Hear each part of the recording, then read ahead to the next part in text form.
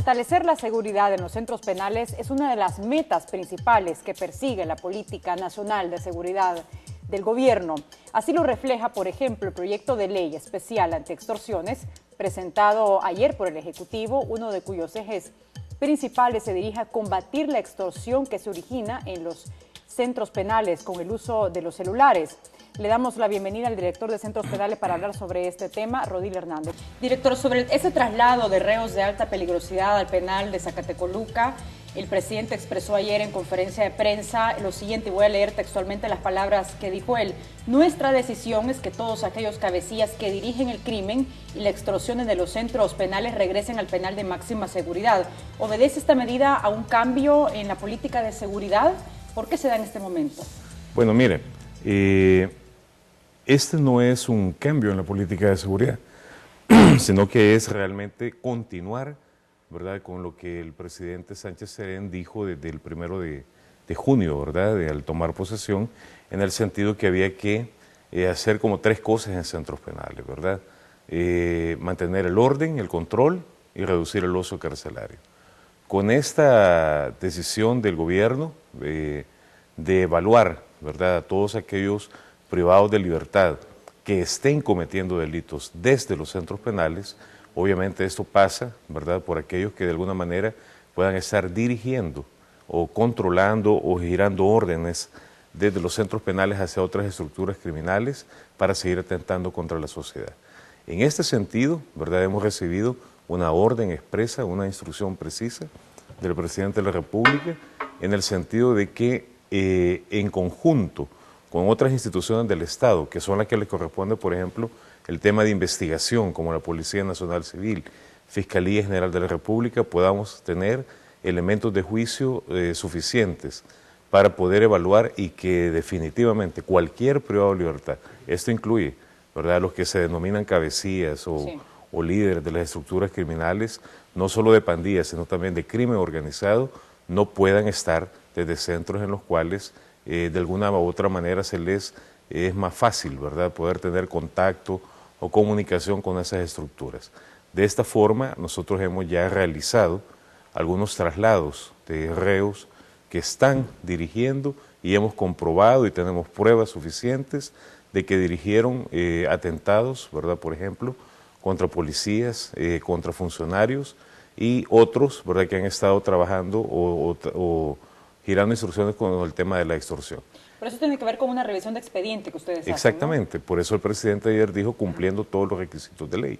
La ley lo que nos exige a nosotros es, por ejemplo, la participación de los equipos técnicos de cada centro penal, de los consejos criminológicos que deben de ratificar las decisiones de estos equipos y luego, obviamente, ¿verdad?, nosotros como Dirección General hacemos la ubicación de los diferentes reos en los centros penales que correspondan. En este caso, la decisión es que si siguen atentando, siguen dirigiendo, siguen extorsionando, van a ir a parar al penal de máxima seguridad en Zacatecoluca.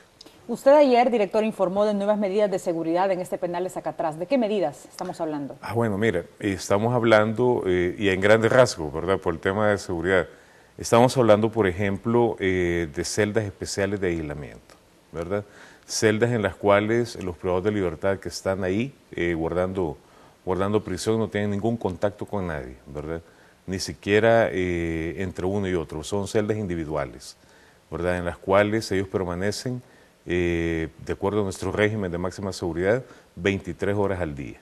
Y solamente tienen 1 hora al día para sol, ¿verdad?, y todo. E inclusive, en esta etapa de sol y todo, ellos están prácticamente en un patio, pero aislados también. Es decir, ellos salen solamente la persona, y no tiene contacto con ningún otro reo, ni siquiera de los que puedan estar en ese módulo.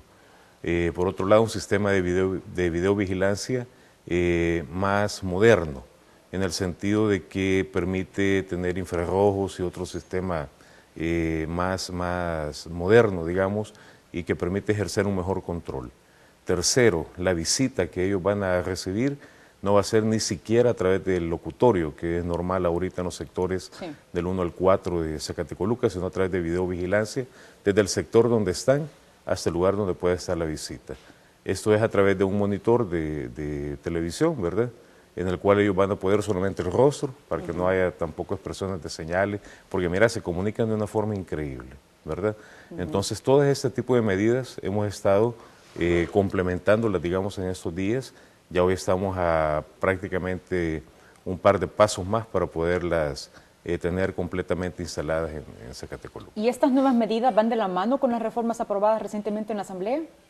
¿En qué sentido? En las medidas de seguridad en penales acá atrás. Sí, mira, bueno, no, las medidas de seguridad son propias del sistema penitenciario. Me refiero a las nuevas medidas que se anunciaron ayer, que si van de la mano con las reformas aprobadas. Claro, o sea, tiene mucho que ver, ¿verdad? Porque la idea es realmente que estas personas estén aisladas completamente de la sociedad.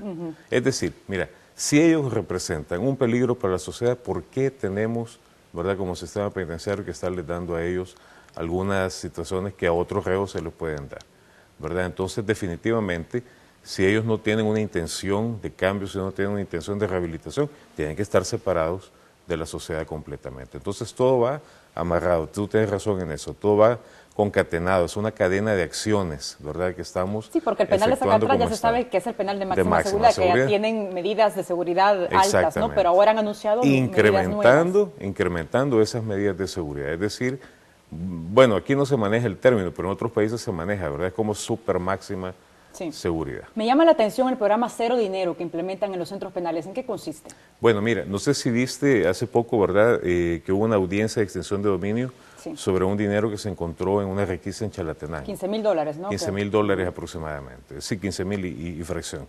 Mira, nosotros tenemos en el sistema penitenciario, como no cubrimos, ¿verdad?, todas las necesidades de los privados de libertad, y eso es algo que se da en todo el mundo, no solo es una particularidad de El Salvador, eso se da en todos los sistemas penitenciarios del mundo.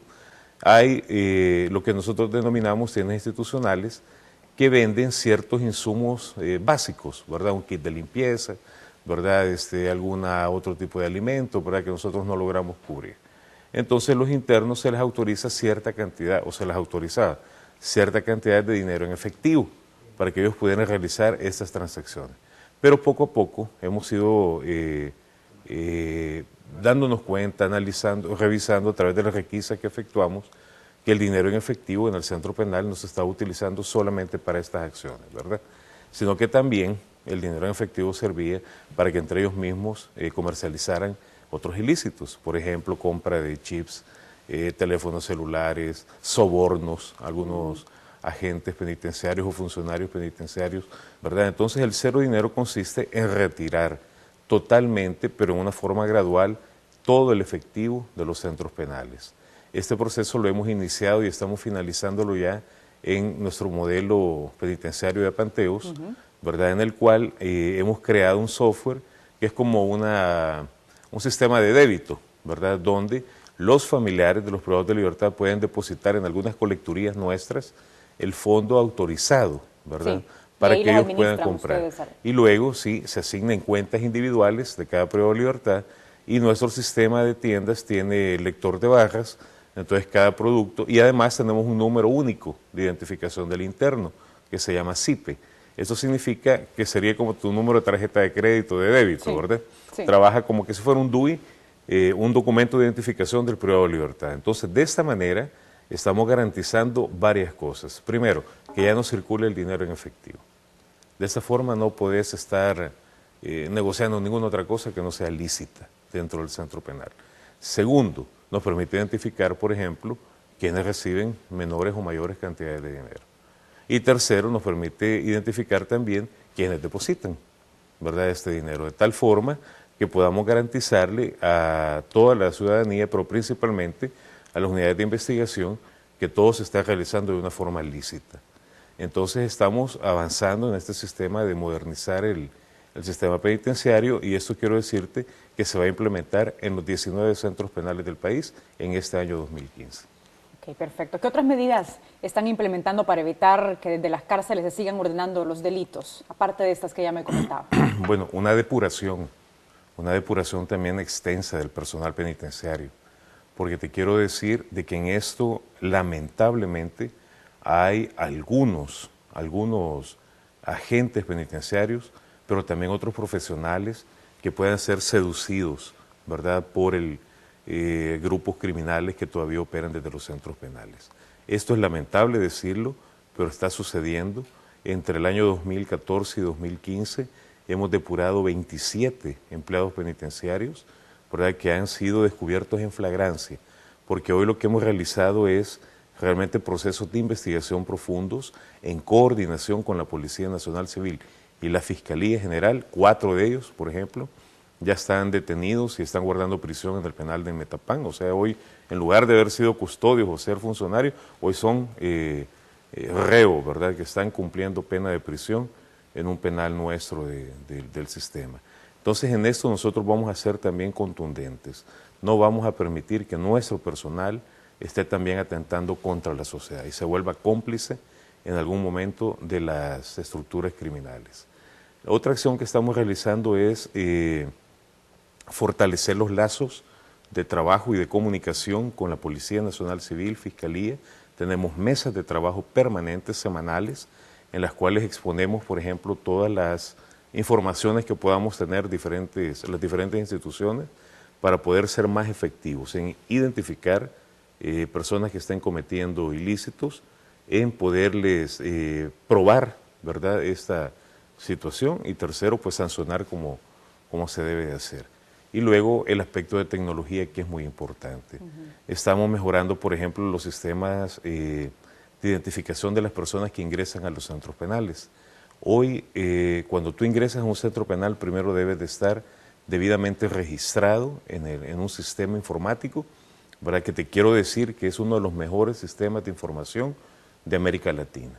De hecho, ya hay muchos convenios con algunos países hermanos del área centroamericana y de América Latina que van a venir a El Salvador precisamente a intercambiar experiencias con nuestro sistema de información, de tal manera que podamos también, o ellos puedan reproducirlo en los diferentes países. ¿Y esto es para todos los centros penales? Todos los centros penales. Ahora, todo visitante está identificado en forma biométrica, es decir, tenemos la identidad de ellos comprobada a partir de sus 10 huellas digitales de las manos y del rostro, ¿verdad?, fotografía y todo, además del vínculo por el cual visita a los reos.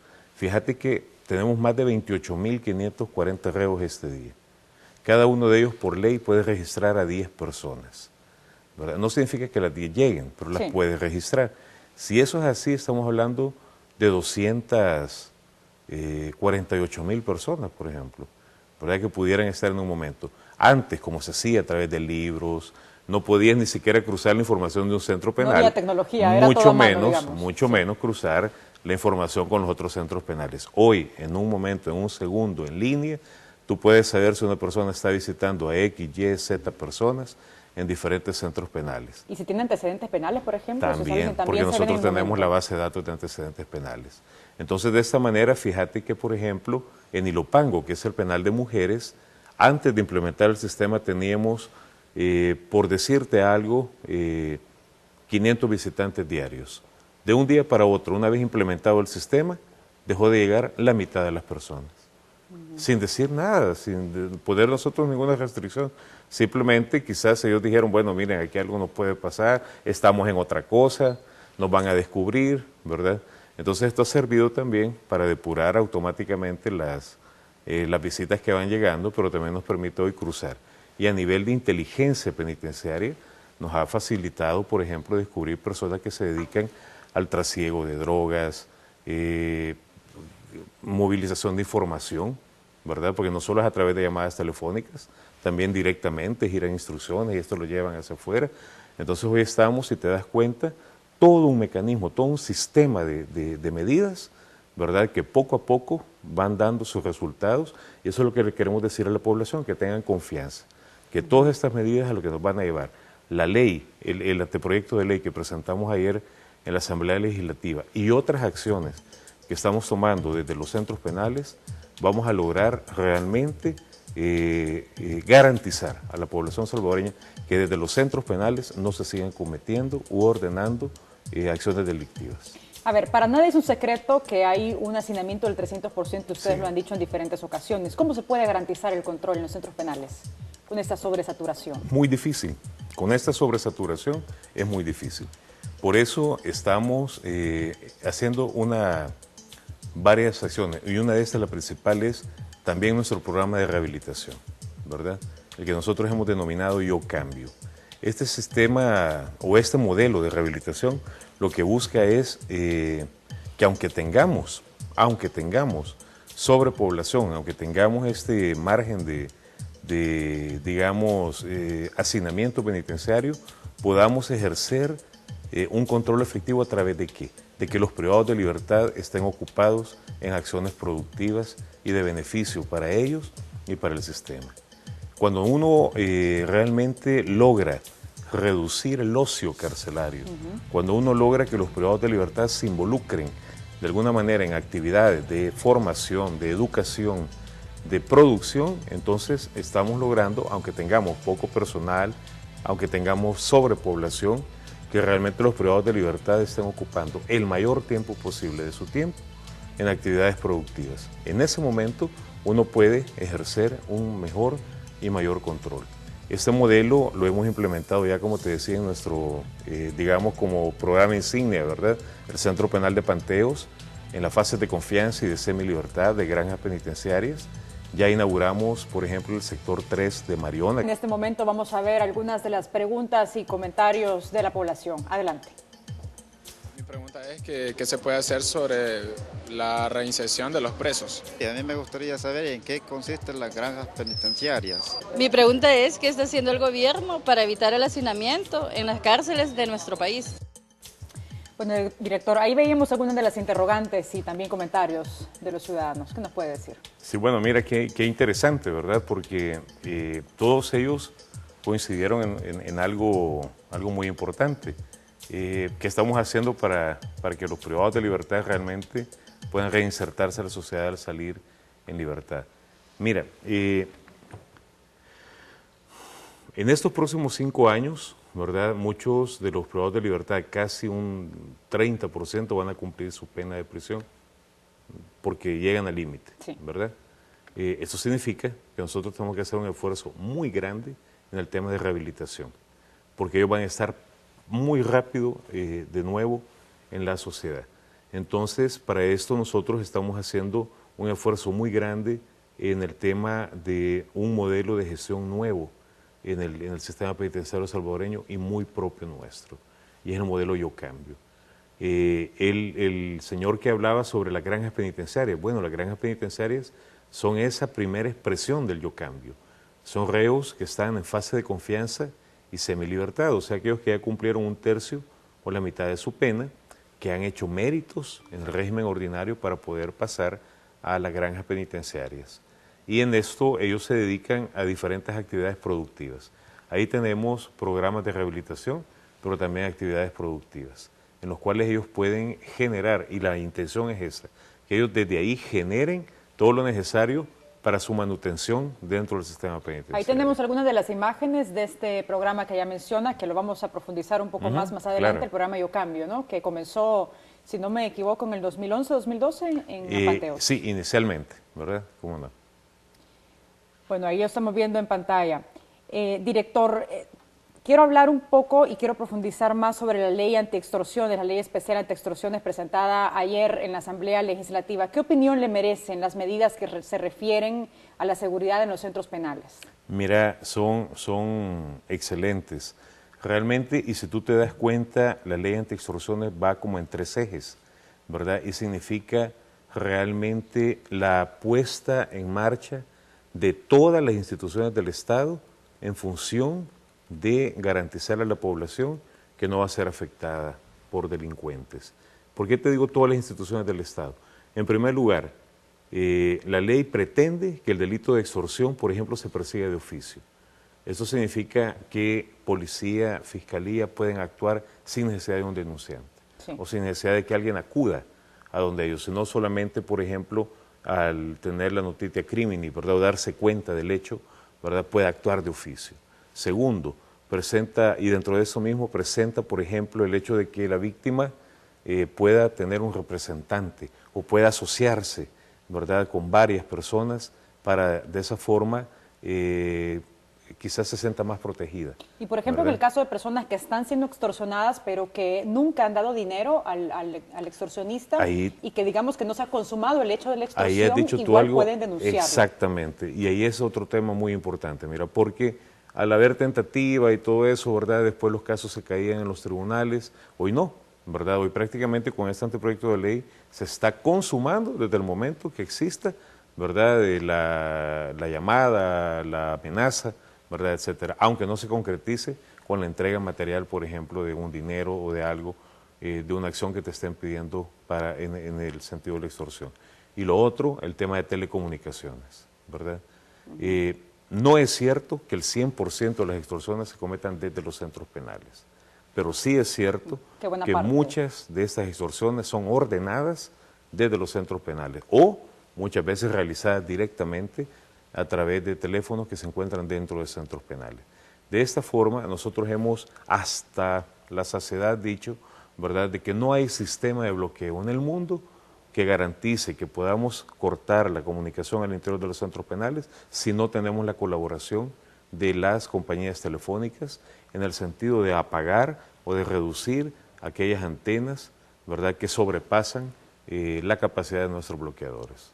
¿verdad? Por primera vez con esta ley entonces se obliga a las empresas a que reduzcan la señal en los centros penales. Y no solamente la reduzcan, sino que garanticen, ¿verdad? Que garanticen. Fíjate que la ley es muy fuerte. La ley está hablando de sanciones económicas, pero está hablando también de sanciones penales contra los gerentes, directores de las telefónicas que no actúen en esto.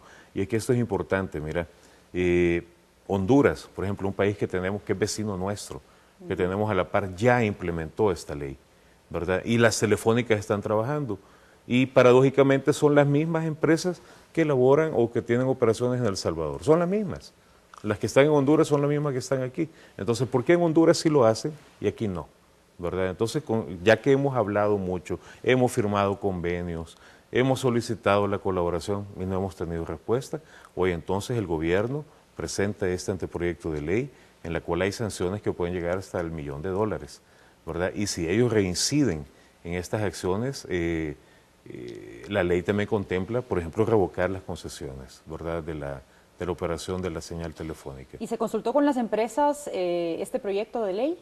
No es necesario consultarlo con ellos. Yo creo que es la Asamblea hoy en su discusión, ¿verdad?, la que podrá tener las discusiones que permitan. Ya hemos discutido suficiente con las empresas, ¿verdad?, en diferentes instancias, en diferentes momentos, ¿verdad?, y no hemos tenido respuesta. Mira, ellos pueden, con la tecnología actual, ¿verdad?, ellos pueden realmente cerrar los espacios sin afectar a sus usuarios. Y si hay afectación a los usuarios, yo creo que el bien de toda la población salvadoreña está sobre el bienestar de personas en particular.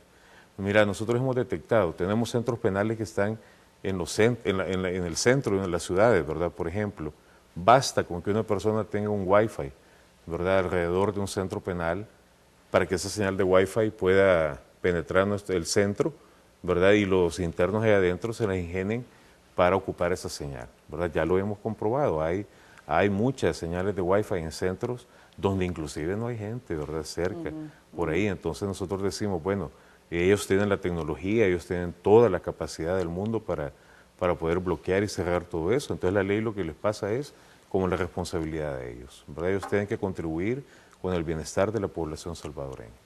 Quiero pasarme al tema de la infraestructura, porque una de las obras que ustedes tienen previstas es la ampliación del penal de Izalco. ¿Cómo va el proceso? Bueno, va viento en popa, ¿verdad? Te quiero decir que también he recibido la orden del señor presidente, ¿verdad?, y del ministro, ¿verdad?, de Justicia y Seguridad Pública, de meternos de cabeza, ¿verdad?, así literalmente, meternos de cabeza en el tema de finalizar las obras de Izalco fase 3. De esta forma... ¿Lo tenemos ya para 2015? Sí, tenemos que tenerlo ya licitado y en proceso de construcción, ¿verdad? Y son 1.740 espacios que Izalco fase 3 nos va a brindar. Además tiene un régimen de mediana seguridad, no de máxima, pero sí de mediana seguridad, ¿verdad?, en el sentido de que nos va a permitir también movilizar algunos otros reos, ¿verdad?, que tengan. Por eso hablamos de un proceso de clasificación, ¿verdad?, que estamos haciendo un proceso de clasificación para poder ver cuáles son los 1.740 reos que merecerían o que deberán estar en ese centro penal y que no pueden estar en un régimen ordinario. Entonces también este centro tiene que estar lo más pronto posible. 2015 es la meta, ¿verdad? Ya estamos trabajando y quiero decirte que con esto tenemos un esfuerzo directo, por ejemplo, de involucramiento del vicepresidente de la República, el licenciado Óscar Ortiz, quien está coordinando todo un equipo de trabajo, no solo de centros penales y del Ministerio de Justicia, sino también de obras públicas, medio ambiente, todos aquellos que estén involucrados en que esta obra se ejecute en el más corto tiempo posible.